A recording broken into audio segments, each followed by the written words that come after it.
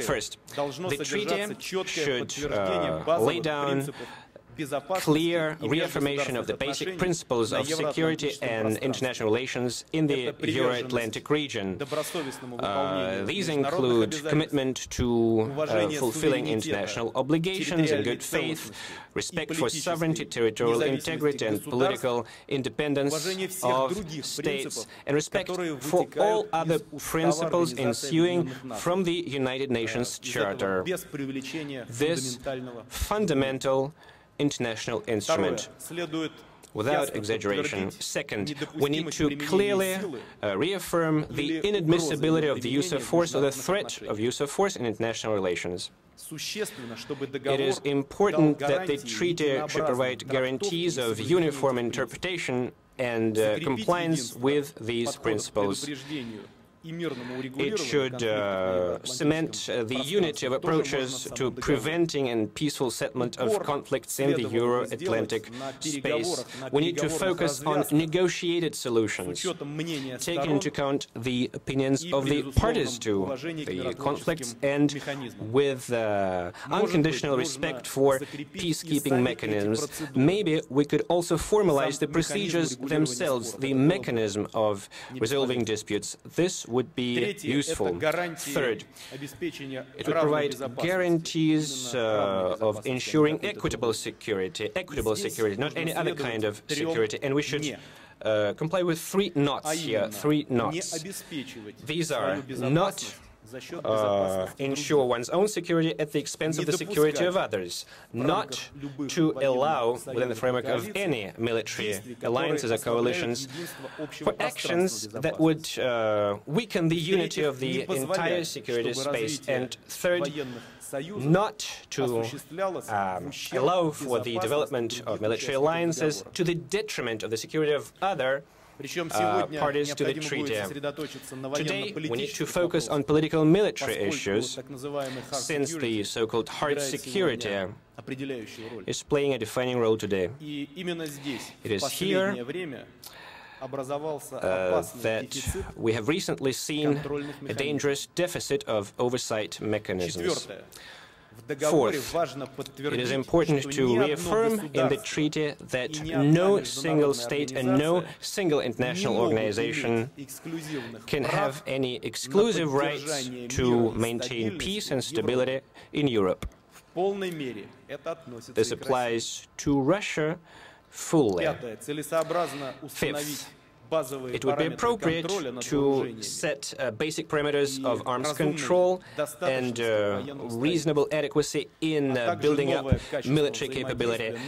We should also determine the new quality of interaction and new mechanisms of interaction in such areas as non-proliferation of weapons of mass destruction, fighting terrorism, and drug trafficking. In the course of our joint efforts to elaborate the treaty, we could also assess the adequacy of the structures that were created a while ago. I would like to emphasize, I've already mentioned this, and I would like to say this once again, we do not propose to destroy anything that already exists, or even to weaken anything that exists now. What we're talking about is a more harmonized kind of action based on a single set of rules. The best forum for such negotiations will be prompted by life itself, and of course, in preparing for such a treaty, we should take on board the international expert community. We're open to discussing other possible elements of the treaty, but in any case, the renovation of the European security architecture needs to be expedited.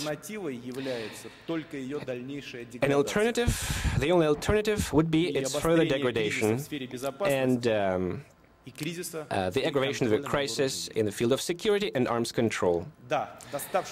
True, the non-proliferation regime that we have inherited is not especially adequate in addressing contemporary tasks. However, even that regime has not exhausted its potential. Although the problems are obvious, there are gaps in the Non-Proliferation Treaty, and there is also a lack of progress in enhancing the efficiency of the Convention on the Prohibition of Biological and Toxin Weapons. There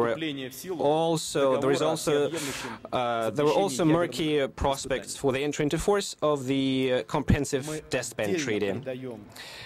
We pay exclusive attention to the conclusion of a new, legally binding US-Russian agreement on nuclear disarmament.